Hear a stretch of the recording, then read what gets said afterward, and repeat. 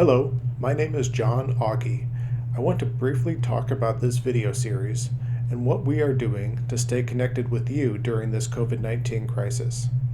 Every day, someone from the Catholic Student Center will make a short video reflection, and we'll post that video on our YouTube channel. Also, Mass at the Catholic Student Center will be streamed live on YouTube.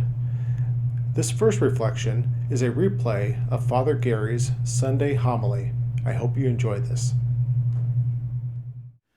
Why did the Samaritan woman go to the well at noon during the heat of the day? Because she heard she could buy toilet paper there. Of all the responses, sane and insane, that has been the craziest response to the coronavirus that I have heard yet. Hoarding toilet paper. Really? But fear has a way of making us do crazy things. Fear had a way of making this woman also do a crazy thing in the gospel from today. Go to the well at noon, in the worst part of the day to be outside. But she goes there because she knows that no one will be there.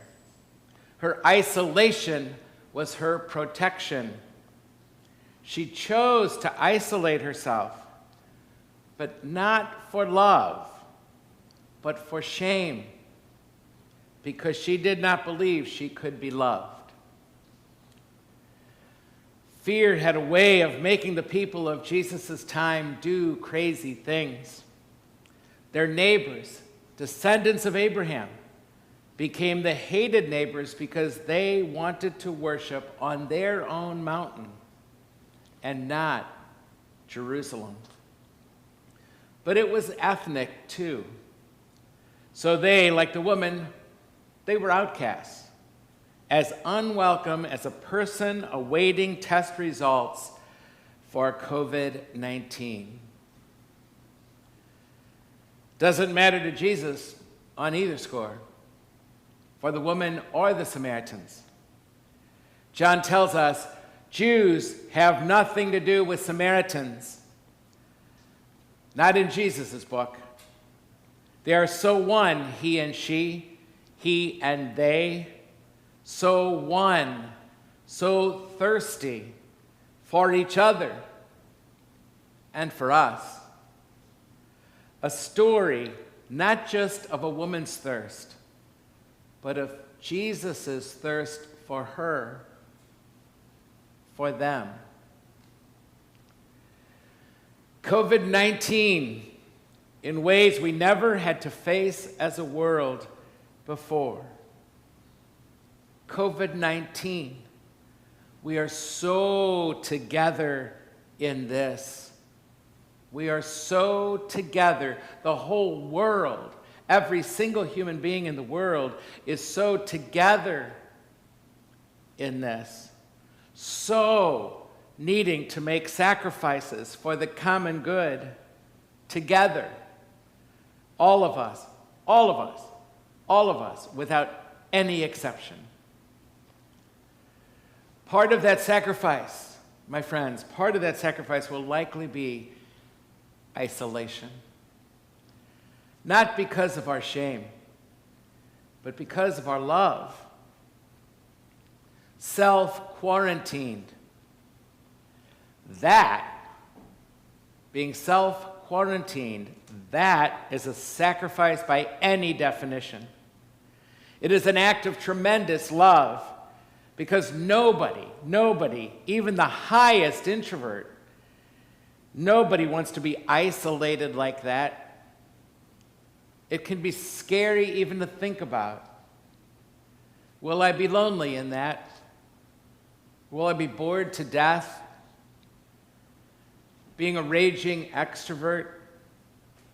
That is the very meaning of wilderness that strikes to the core.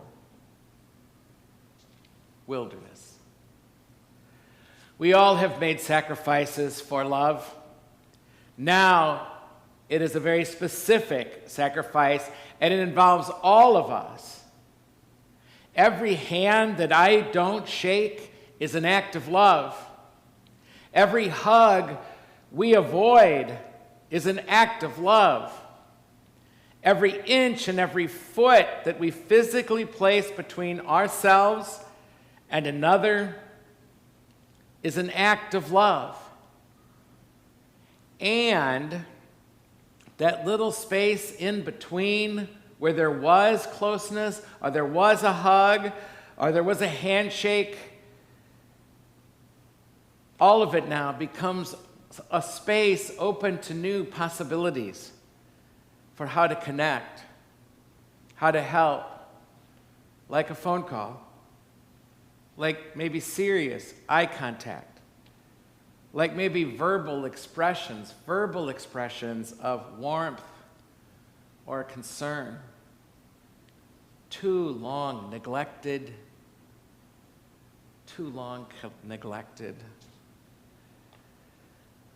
One of the members of our community wrote me just a couple days ago and asked, "Father, are you scared?"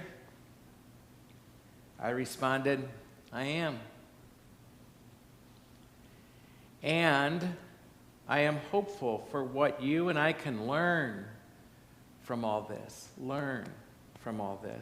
and the profound connections that will open for us deeper than any physical presence to one another, even from a place of isolation. If Jesus can overcome that isolation once with that woman at the well, if he can overcome it once, he can overcome it for us, with us, again and again and again. And faith, a new and deeper trust in the one who is thirsty for me, thirsty to encounter me and you right there in our quarantine. Like he did with this woman, self-isolated in her own wilderness. They found each other there.